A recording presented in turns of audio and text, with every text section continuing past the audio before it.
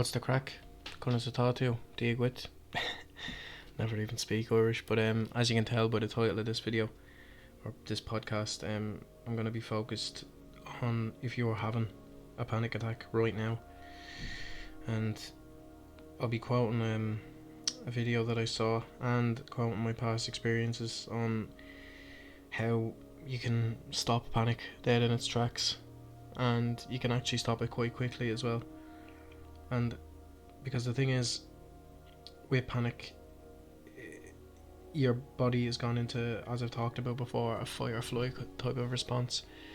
And when your body's in that mode, you're thinking of the worst case scenario, and you're thinking of everything that could go wrong and everything that will go wrong. But panic can't harm you. It's literally there to protect you. That's all it's there to do. If you walked out in front of a car and you saw the car coming, panic is what would stop you from getting hit by the car. And then as soon as that car drove off after missing you, you wouldn't be thinking, oh god, I'm having a panic attack, but you'd have all the symptoms of a panic attack. And the reason it would die down within a couple of minutes, then you might be a little bit shaken, or you might be a little bit weirded out and feel alien and stuff, but the reason it will die down so quickly is because the actual threat at hand has left. It's gone. The threat was the car. And the problem with panic attacks is there's no immediate threat. We don't know what the threat is, so this leads to confusion and more fear. And the biggest problem we have, and biggest problem you're probably having now if you're having a panic attack, is you're trying to fight it, because your brain wants to fight it. It's a fight or flight response. It wants to fight and it wants to run away. But that's the worst thing you can do during a panic attack, because you're feeding into the suspicion that something's wrong in your brain. So what you need to do now is just list out in your head or out loud, whatever's more comfortable, what you're feeling right now. What are your symptoms? List them out, face them. Don't get angry, don't get anything else, but anger helps. I'll talk about that in a minute, but just face them.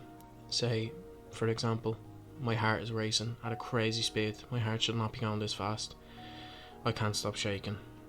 I feel like I'm gonna collapse. My legs feel like they're gonna buckle from underneath me. I feel like I'm about to pass out.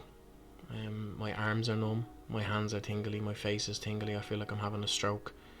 Just list out in your head or out loud what symptoms you're actually feeling right now, and then take a relaxed approach towards them. And by that I mean, let your body go limp, drop your shoulders, make sure you relax your facial muscles. And I know this will be a very hard thing to do when your body is in this ramping mode, but just do it. Wait about 5 seconds, just relax your shoulders, relax your eyes, relax your mouth, relax your jaw especially. You probably realise that your jaw is quite tense without you realising, and your shoulders are probably driven up quite high. And just concentrate on your breathing for a second. Just take a couple of deep breaths in and a couple of deep breaths out, and just sit there and allow yourself to just sink into the panic. Allow the panic to flow through you. And if you can make it this far, well done, because it's one of the scariest things, trying to actually get to this part, because it's, your body is so fast, your heart's going so fast, your mind is going so fast. But if you can get to this part and just allow the panic to flow through you like water, just, if you can imagine, it's, when you're in this zone, it's going to flow through you like a river. But then when you're tensed and you're fighting it, it's like you're putting up a dam to block it. And when you put up the dam to block it, it's going to keep crashing through in waves of panic, and you don't want that. Just let this be one steady flow of panic straight through, and eventually it'll be over. And you know that every other attack you've had, or indeed this might be your first attack, and if it is, it's probably the most terrifying thing you've ever experienced in your whole entire life, and that's completely understandable, because I understand that totally. But either way, just keep your shoulders dropped back. Think about it. Don't try get rid of the thoughts of panic. Don't try say, okay, right, go away, go away, go away. Don't fight it. Think about it. Think about what the thoughts you're thinking of. I'm going to die. Why do you think you're going to die? because my heart's going fast and I'm dizzy. Okay. Do you have chest pain? You do have chest pain. Okay. Are your hands numb? Yeah. Is your mouth dry? Yeah. All of these are perfect examples of a panic attack. They're not examples of a heart attack, because a heart attack would have already knocked you out by now. It would have already put you to sleep by now. You're still here, you're still awake, you're having a panic attack, and acknowledge that it's panic, because as I've said, and I have to say it time and time again, panic cannot harm you, it cannot hurt you. It's a primal instinct in our brains, back in the cerebellum part of our brain. It's a primal instinct that kicks in when it thinks we're in danger or thinks we need to attack, which right now you need to do neither. You need to just stop in the moment right now, let everything go limp. That's, I can't stress it enough. If you can feel something getting tight again, listen to my voice, ground yourself with a deep breath, feel the floor beneath your legs, try sit down if you can, because pacing around kind of feeds back into the fighting thing. Sit down or lie down, just take deep breaths and just let it flow through you, because again, now you've probably noticed already that while you're letting the panic flow through you, that initial shock and that kind of unbearing panic has kind of settled down a bit, and that's good. But of course, it's not going to be completely gone yet, because your body can't just go from, it can go from 0 to 100 really quick in terms of panic, but it's very hard to get your body to go from 100 to 0 really quickly. So there's probably that 1% of panic that's still there, it's still hanging on. And what you need to do is you need to acknowledge why this is still there. And it's because with panic comes self-doubt, comes a lot of self-doubt. It's because it's trying to keep you safe. You're completely normal for having these panic attacks. Your body is trying to tell you you might still be in danger though, because your body is trying to protect you, and your mind is trying to protect you. Your mind and your body, they aren't against you, they're trying to help you. And it's just your perception is just different at the moment of what is dangerous and what is not.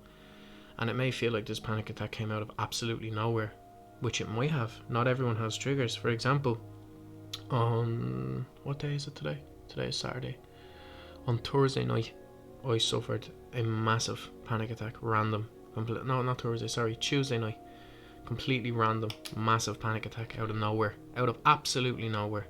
None of my triggers, nothing. I was feeling good that day, and out of nowhere it just hit me like a tsunami. It can happen to anybody, and it happens to the best of us, trust me. Because it proves as well you're intelligent. Like, you're thinking about the concepts of death, you're thinking about the concepts of what if this went wrong and what if that went wrong. Your brain is working how it should. If you didn't have panic receptors in your head, you'd walk out in front of the next truck. Do you know what I mean? You'd go up and you'd let someone with coronavirus cough on you. You'd have no perception of danger. Everyone has panic built into them. And you've probably realised now, after listening to me for a while, that I probably don't have the nicest voice to listen to or to get through an attack.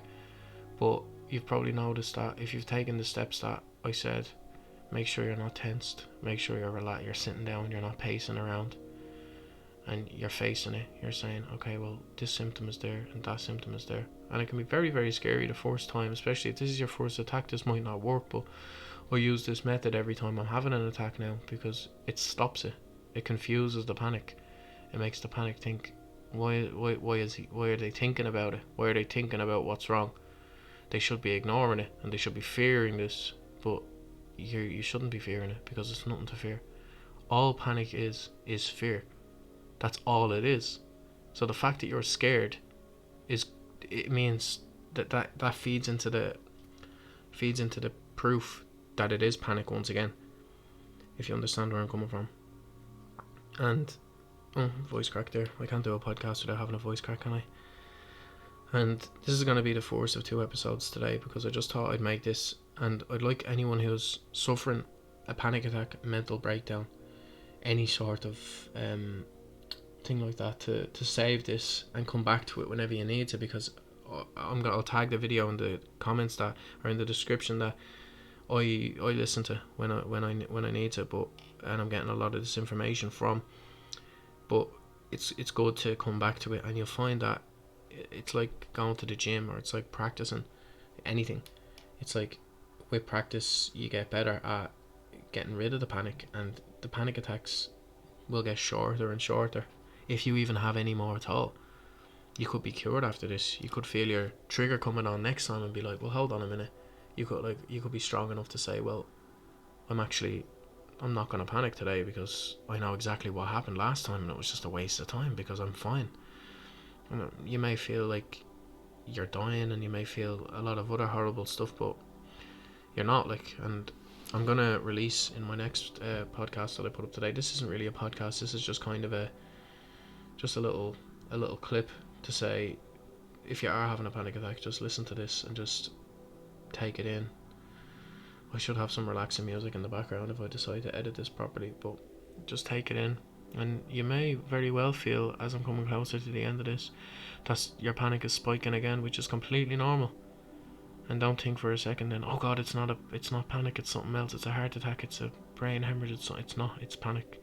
And that's what happens, because as it's wearing off, you get these, wait a minute, hold on, spikes. Do you know what I mean? You get these spikes of, wait, hold on, wait, no, there is something wrong, which is completely fine. And just take the same approach as you did before. Just stop, go completely numb, and just allow yourself to allow the panic to pass through. Because when you're doing that, as I've said, you're completely doing the opposite of what it wants you to do. What it wants you to do is panic more. And I know it may seem like I'm repeating myself a lot here, but it's the truth. You need to just do as I'm saying, because I can't describe how much it helps these attacks, anxiety attacks, panic attacks, to just do the opposite of what your brain is telling you to do, and just stop and just say, no, this isn't how it's going to go today. I'm not going to let you make me scared, basically. But yeah, so sorry for the cutout there. I'm waiting 2 weeks on a delivery, and they decide to fucking slam my door down. You probably hear it. I haven't listened back to this yet, but you probably hear it in the recording. Literally, I thought the fucking SWAT team were at the door, coming in to fucking arrest one of us because we have fucking coronavirus or something.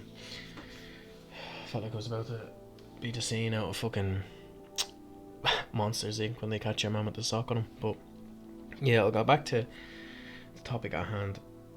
I mean,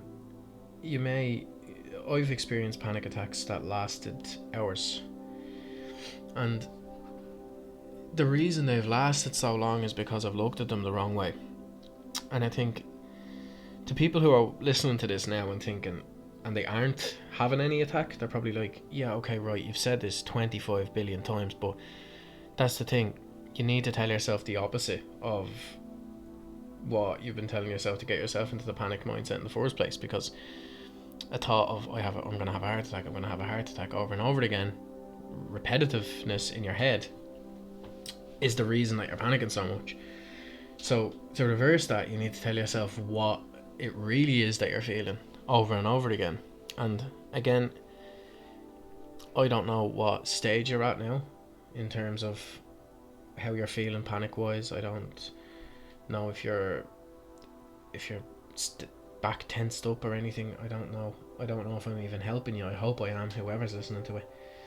But just take what I've said into consideration of what it is you're feeling, and how the more you fight it, the more you try to run away from it, the more you're feeding back into it.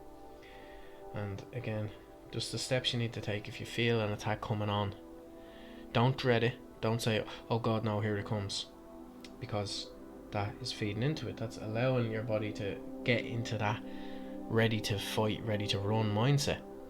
If you feel an attack coming on, let it happen, because it will. If you let it happen, and I promise you this, the next time you feel some sort of trigger coming, my trigger is my left arm going numb. I know when my left arm goes numb, I know I'm about to have an attack.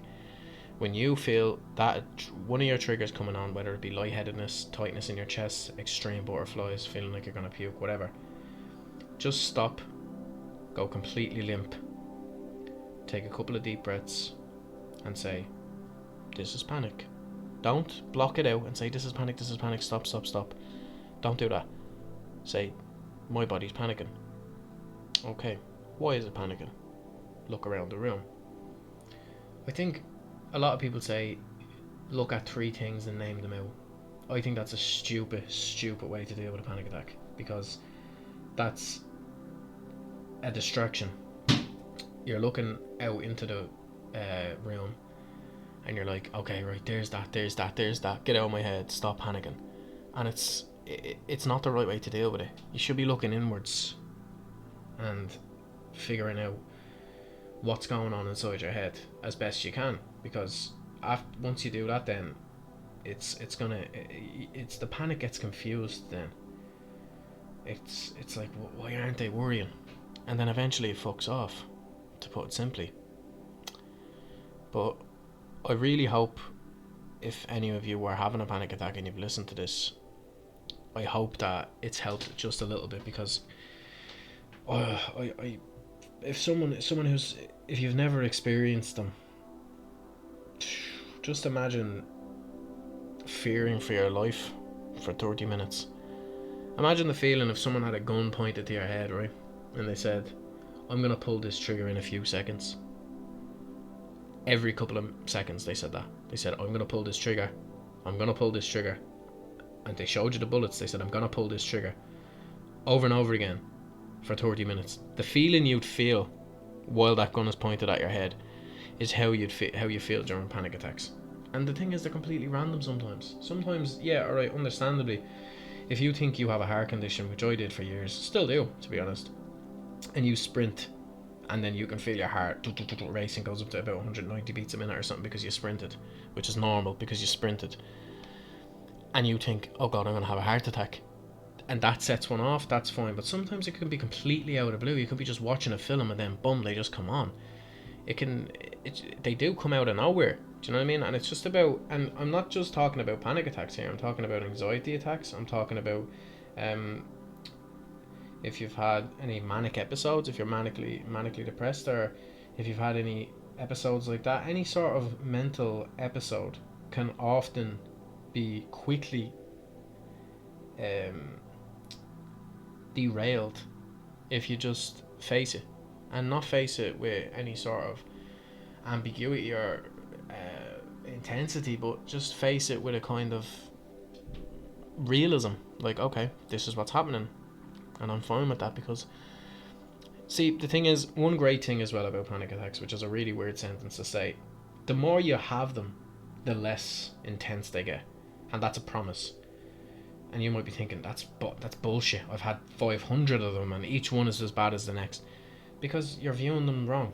To be quite honest, it's you're still conditioning yourself into this crazy state of lunacy and mania, whereas if you just actually look at them how they are, eventually they will fizzle out, you know. And like, your first panic attack is always your worst, in my opinion. Always. Well, no, maybe your second, because your second is, no, I'm just talking in terms of when you don't know really how to deal with them or how to get rid of them.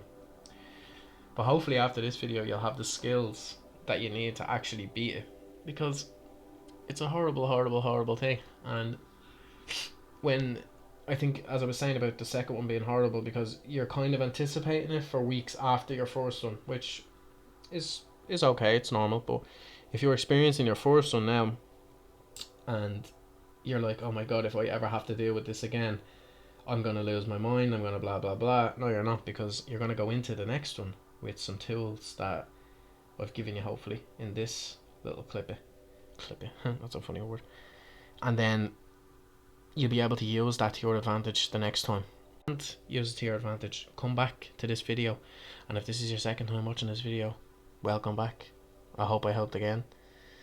And I'll leave my Instagram, I'll leave my Snapchat, well, not my Snapchat, I'll leave my, I'm not getting bleeding panic nudes off nobody, no, but I'll leave my Instagram, I'll leave my Facebook, and I will leave my personal Instagram as well, because I'll leave the Instagram of the Shy Talk podcast down below, but I'll also leave my personal Instagram as well. And if anyone feels they need to text me and say, look, I'm going through a crazy attack, your video is helping a little bit, but I'm still freaking out, I'd be happy to ring you. I don't care what time it is. We're all on isolation. If it was 4 o'clock in the morning, I don't care. I'll call someone. Because if I can help somebody through a bad time, I'm helping myself as far as I'm concerned. But yeah, a little bit of change of heart this week, because the other weeks I've kind of been ranting and raving about different things about the coronavirus and stuff, and yeah, I think having there's not enough of these videos on YouTube. What to do if I'm having a panic attack right now, whether it be any sort of induced panic attack, marijuana induced. That's where mine started years ago, and I didn't even know they were panic attacks. And then I gave up weed, and then they started happening without weed, and that was extra scary, because I was like, what's setting them off? Because I used to always be able to blame weed or blame tobacco or something. But any type of induced attack, whether it be anything, yeah, and I'm sure during this time there's a lot of people's mental states are deteriorating because we're stuck indoors, and we're stuck without any sort of contact with people because of this COVID-19 Chinese virus, whatever you want to call it. I have no problem with people calling it the Chinese virus, by the way. But yeah, that's kind of it. I mean, I don't want to ramble on, but if you're still feeling the attack blaring, just try doing the steps again. Just stop, relax, go limp. That's the biggest one, going limp, and taking the 3-second breath in, hold for 1, 3 out. And after you do that, it's putting your body into a slower state. It's putting your body into a less intense state. It's reminding our body we're slowing down, we're not moving. And once that happens, your heart rate will begin to slow down. If it doesn't slow down yet, don't worry. My heart rate's been elevated for 3 hours after a panic attack before.